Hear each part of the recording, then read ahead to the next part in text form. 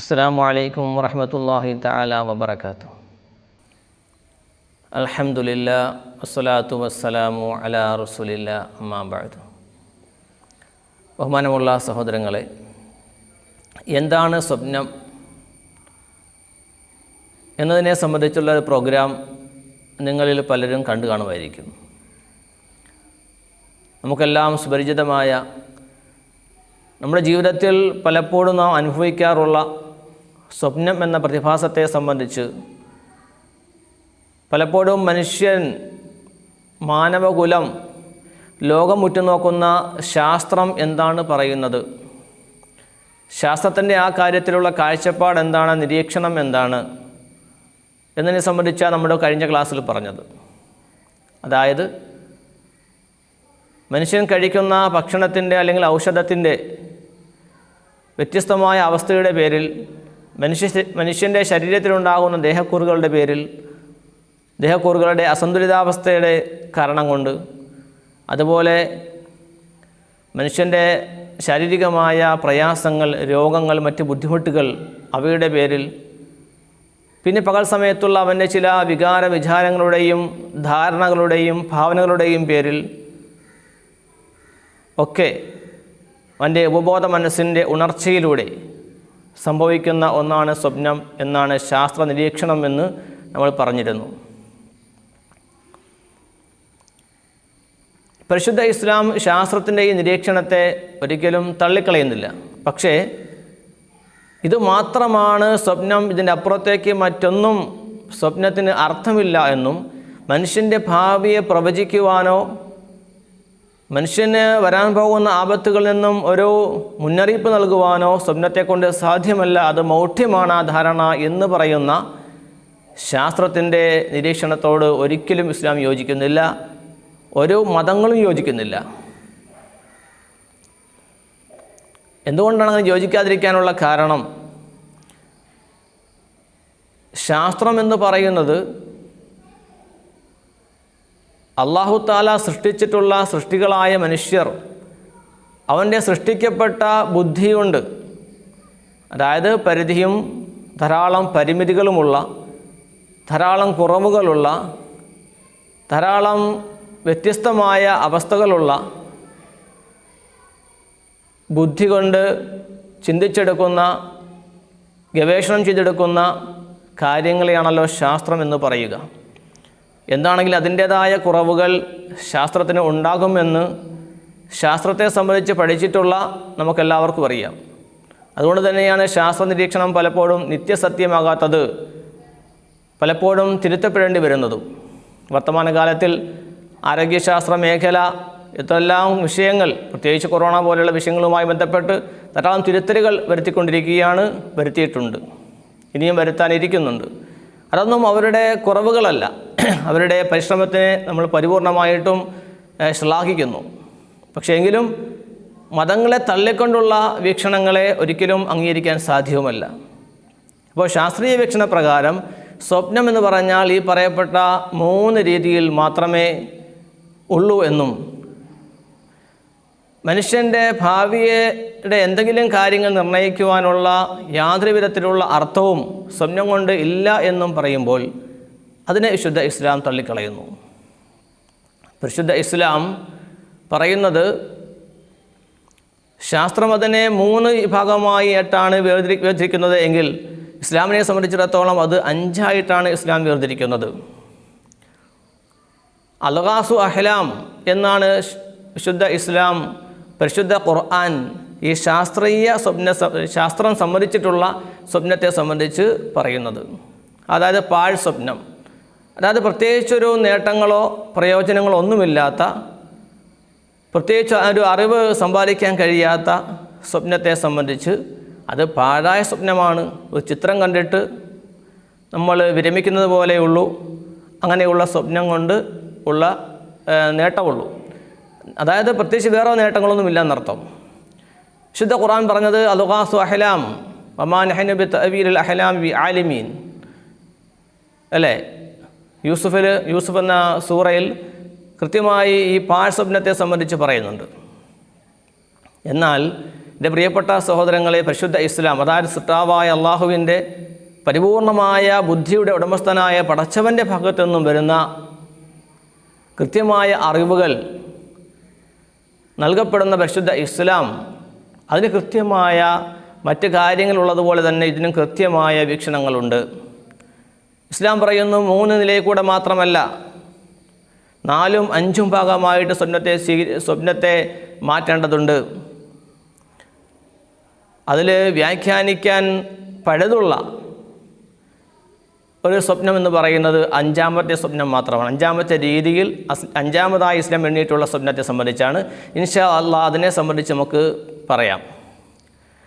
അതിനു മുമ്പായിക്കൊണ്ട് 4ാമത്തെ ഇസ്ലാം പറയുന്ന ശാസ്ത്രത്തിന് ഉൾക്കൊള്ളാൻ കഴിയാത്ത, ശാസ്ത്രത്തിന് എത്തിപ്പിടിക്കാൻ കഴിയാത്ത 4ാമത്തെ വിഭാഗം സ്വപ്നം റസൂലുള്ളാഹി തങ്ങൾ സ്വല്ലല്ലാഹു അലൈഹി വസല്ലം പറഞ്ഞു, അത് ഹുൽമാണ്.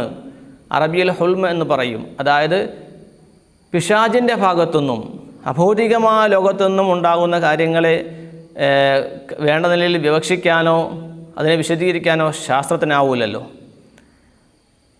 അപ്പോൾ പൈശാചികമായി ഉണ്ടാകുന്ന സ്വപ്നങ്ങൾ, അതാണ് പരിശുദ്ധ ഇസ്ലാം 4ാമത്തെ നിലയിലുള്ള സ്വപ്നമായി പറയുന്നത്. പിശാചിൻ്റെ ഭാഗത്തുനിന്നും സ്വപ്നങ്ങൾ സംഭവിക്കാം. കാരണം മനുഷ്യൻ്റെ ജന്മശത്രുവാണ് പിശാച്. ആദം എന്ന മനുഷ്യൻ കാരണമായിക്കൊണ്ടാണ് സ്വർഗ്ഗലോകത്തുനിന്നും ഞാനും എൻ്റെ മക്കളും പുറത്താകാനുള്ള കാരണം എന്നതിൻ്റെ പേരിൽ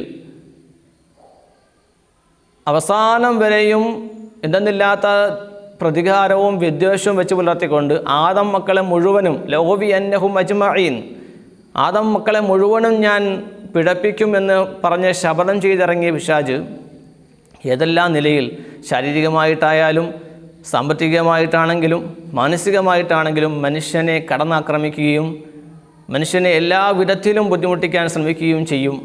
അത് ചെയ്തുകൊണ്ടിരിക്കുന്നുണ്ട്. അപ്പോൾ പ്രിയപ്പെട്ടവർ, അതിൻ്റെ ഒരു ഭാഗമാണ് ശാരീരികമായുള്ള ഉപദ്രവം ഒരു ഭാഗത്ത്, മാനസികമായി ഉണ്ടാകുന്ന ഉപദ്രവത്തിൻ്റെ ഒരു ഭാഗമാണ് ഈ സ്വപ്നം കാണിക്കുക എന്നുള്ളത്. കാരണം ഒരു വിശ്വാസിയെ സ്വപ്നം കാണിപ്പിച്ചു കഴിഞ്ഞാൽ അവൻ സ്വാഭാവികമായിട്ടും ദുഃഖമുണ്ടാകും. അവന് ഒരു ഭയപ്പെടുത്തുന്ന സ്വപ്നം, ഒരു ഭീകരമായ ജീവി അവൻ്റെ അടുക്കലേക്ക് വരുന്നു, വല്ലാതെ ഭയപ്പാടുണ്ടാക്കുന്ന, പരിഭ്രമിച്ചു പോകുന്ന, തൻ്റെ ജീവിതത്തിലെ ഒരിക്കലും കണ്ടിട്ടില്ലാത്ത ചില രൂപങ്ങൾ ഒരു മനുഷ്യൻ സ്വപ്നത്തിൽ കാണുമ്പോൾ അവൻ ഭയക്കുന്നു, പേടിക്കുന്നു. അങ്ങനെ ഭയപ്പാടും പേടിയും ഉണ്ടാക്കി അവനെ തൻ്റെ വിദ്വേഷം പ്രകടിപ്പിക്കുക, അതാണ് പിശാചിൻ്റെ പണി. അത് പൈശാചികമായി ഉണ്ടാകുന്ന ചില ദുസ്വപ്നങ്ങൾ, അതിൻ്റെ പേര് ദുസ്വപ്നം എന്നാണ്. അത് ശൈത്താൻ്റെ ഭാഗത്തുണ്ടാകുന്ന കാര്യങ്ങളാണ്. ഇതുപോലെ ഒരു വിശ്വാസിയെ പ്രയാസപ്പെടുത്തുന്ന, ബുദ്ധിമുട്ടിക്കുന്ന പല സ്വപ്നങ്ങളും ആ പിശാചിൻ്റെ ഭാഗത്തുണ്ടാകുന്ന സ്വപ്നങ്ങളാണ്. അതുകൊണ്ടാണ് ഹബീബ റസൂലുള്ളാഹി തങ്ങൾ സ്വല്ലല്ലാഹു അലൈഹി വസല്ലം അടുക്കൽ വന്നുകൊണ്ട് ഒരു സ്വഹാബി പറയുകയുണ്ടായി, നബിയെ, ഞാനൊരു സ്വപ്നം കണ്ടു. അതായത് നബി, എൻ്റെ അടുക്കൽ ഒരാൾ വരികയും എൻ്റെ തല അയാൾ ഛേദിക്കുകയും ആ ഛേദിക്കപ്പെട്ട തല ഉരുണ്ടുരുണ്ട് അകലെ പോവുകയും തലയില്ലാത്തവനായ ഞാൻ ഉടലുമായി ആ തലയുടെ പിറകെ ചെന്ന് ആ തലയെടുത്ത് തൽസ്ഥാനത്ത് വയ്ക്കുന്ന അവസ്ഥ ഞാൻ കണ്ടു നബിയെ സ്വപ്നത്തിൽ. എന്നെ വല്ലാതെ ഭയപ്പെടുത്തി പേടിപ്പിക്കുന്നു. ഇതിൻ്റെ വ്യാഖ്യാനം എന്താണ് പ്രവാചകരെ? എന്താണ് ഇതിന് ഞാൻ ചെയ്യേണ്ടുന്നത്? ഇതിൻ്റെ പ്രായശ്ചിത്തം എന്താണ്? എനിക്ക് എന്താണ് സംഭവിക്കാൻ പോകുന്നത്? അതിൻ്റെ വിഷമത്തിലാണ് ഞാനുള്ളത് എന്ന് മഹാനായ സ്വഹാബി പറഞ്ഞപ്പോൾ റസൂലുള്ളാഹി സ്വല്ലല്ലാഹു അലൈഹി വസല്ലം പറഞ്ഞു, ദാലിക മിനശ് ശൈത്വാൻ, അത് ശൈത്വാൻ്റെ ഭാഗത്തു നിന്നുള്ളതാണ്. യൽഅബു ബിക ശൈത്വാൻ, നിന്നെക്കൊണ്ട് പിശാച് കളിപ്പിക്കുന്നു. നിന്നെ ഭയപ്പെടുത്താൻ, നിന്നെ ദുഃഖിപ്പിക്കുവാൻ വേണ്ടി, പ്രയാസപ്പെടുത്തുവാൻ വേണ്ടി, നിൻ്റെ ഉള്ളിൽ ഒരു ഭയമിട്ട് തരുവാൻ വേണ്ടിയിട്ടാണ് ശൈത്വാൻ ശ്രമിക്കുന്നത്. അത് പിശാചിൻ്റെ ഭാഗത്തു നിന്നുള്ളതാണ്. അതുകൊണ്ട് വ്യാഖ്യാനിക്കേണ്ട സാഹചര്യം ഇല്ല എന്ന് പറയുകയും അങ്ങനെ സംഭവിച്ചു കഴിഞ്ഞാൽ നീ ചെയ്യേണ്ടുന്നത് അഊദു ബില്ലാഹി മിനശ് ശൈത്വാനിർ റജീം എന്ന് ദുആ ചെയ്യുകയും നീ ചൊല്ലുകയും ഇടതുഭാഗത്തേക്ക് 3 വട്ടം ഉമിനീര് തെറിപ്പിക്കാതെ തുപ്പുകയും നീ ഏത് ഭാഗത്താണോ കിടന്നിരുന്നത് ആ ഭാഗത്തുനിന്നും വിട്ട് അടുത്തൊരു ഭാഗം ചരിഞ്ഞ് കിടക്കുകയും ചെയ്യുക. ഇതാണ് അതിനുള്ള പ്രതിവിധി. അത് ദുസ്വപ്നമാണ് കേട്ടോ, അത് അള്ളാഹുവിൻ്റെ ഭാഗത്തു നിന്നുള്ള സ്വപ്നമല്ല എന്ന് റസൂലുള്ളാഹി തങ്ങൾ സ്വല്ലല്ലാഹു അലൈഹി വസല്ലം സ്വഹാബി അറിയിക്കുകയുണ്ടായി. അതുകൊണ്ട് തന്നെയാണ് നബി തങ്ങൾ സ്വല്ലല്ലാഹു അലൈഹി വസല്ലം പൈശാചികമായ സ്വപ്നങ്ങൾ കാണാതിരിക്കാൻ വേണ്ടി കിടക്കാൻ പോകുന്ന സമയത്ത് അല്ലദീ യുവസ്വിസു ഫീ സുദൂരിന്നാസ്, മനുഷ്യ ഹൃദയങ്ങളിൽ വസ്വാസ് ഉണ്ടാക്കുന്ന പലവിധത്തിൽ കൂടെയുള്ള ദുർബോധനങ്ങൾ ചെയ്യുന്ന പിശാചിൻ്റെ ഷർറിൽ നിന്നും അല്ലാഹു ഞാൻ നിന്നോട് കാവലിനെ ചോദിക്കുന്നു എന്നർത്ഥം വരുന്ന സൂറത്തുൻ നാസ് പാരായണം ചെയ്തിട്ട് കിടക്കുവാൻ വേണ്ടി ഹബീബ റസൂലുള്ളാഹി തങ്ങൾ സ്വല്ലല്ലാഹു അലൈഹി വസല്ലം പറഞ്ഞിട്ടുള്ളത്. അപ്പോൾ തീർച്ചയായും ആത്മീയമായി നോക്കുമ്പോൾ, ഇസ്ലാമിക അടിസ്ഥാനത്തിൽ നോക്കുമ്പോൾ ദുസ്വപ്നം, പൈശാചികമായ സ്വപ്നങ്ങൾ മനുഷ്യനുണ്ടാവാം. അപ്പോൾ ശുഭസ്വപ്നങ്ങൾ മാത്രമല്ല ദുസ്വപ്നങ്ങളും മനുഷ്യർക്ക് ഉണ്ടാവാം. ഇത് 4 സ്വപ്നത്തിനെ ഇസ്ലാം 5ആയി തിരിക്കുകയും അതിൽ 4ാമതായി തിരിക്കപ്പെട്ട ഭാഗമാണ് നമ്മൾ ഈ കേട്ടുകൊണ്ടിരിക്കുന്നത്. അവിടെ പ്രിയപ്പെട്ടവരെ, ശാസ്ത്രം പറയുന്നത് മാത്രമല്ല സ്വപ്നം, അതല്ലാതെ 4ാമതും 5ാമതും സ്വപ്നത്തെ സംബന്ധിച്ച് മതങ്ങൾ പറയുന്നുണ്ട്. ഇസ്ലാം മാത്രമല്ല മറ്റ് മതങ്ങളും ഈ വിഷയം പറയുന്നുണ്ട്.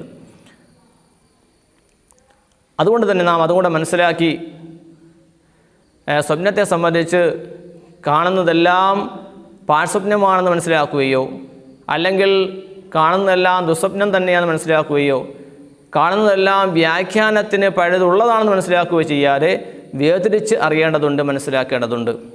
അതാണ് നമ്മൾ ചെയ്യേണ്ടുന്നത്. പിശാചിൻ്റെ ഉപദ്രവവുമായി ബന്ധപ്പെട്ടുള്ള ആ സ്വപ്നങ്ങൾ നമ്മൾ കണ്ടേക്കാം. ചിലപ്പോൾ ആ സ്വപ്നങ്ങൾ പിശാചിൻ്റെ ഭാഗത്തുണ്ടായിരുന്നതായിരിക്കില്ല. ചിലപ്പോൾ നമ്മുടെ അനാവശ്യമായ ഭാവനയുടെ പേരിലും ധാരണയുടെ പേരിലും കിടക്കാൻ പോകുന്ന സമയത്തുള്ള അനാവശ്യമായ ചിന്തകളുടെ പേരിലും കണ്ടെന്ന് വന്നേക്കാം. അതൊക്കെ സ്വപ്നം കാണുന്ന വ്യക്തികൾക്ക് അവൻ ചിന്തിച്ചിട്ടുണ്ടോ, പകൽ സമയത്ത് ഭാവിച്ചിട്ടുണ്ടോ, ഇതൊക്കെ ചിന്തിച്ചാൽ ആലോചിച്ചെടുത്താൽ മനസ്സിലാക്കാവുന്ന യാഥാർത്ഥ്യമാണ്.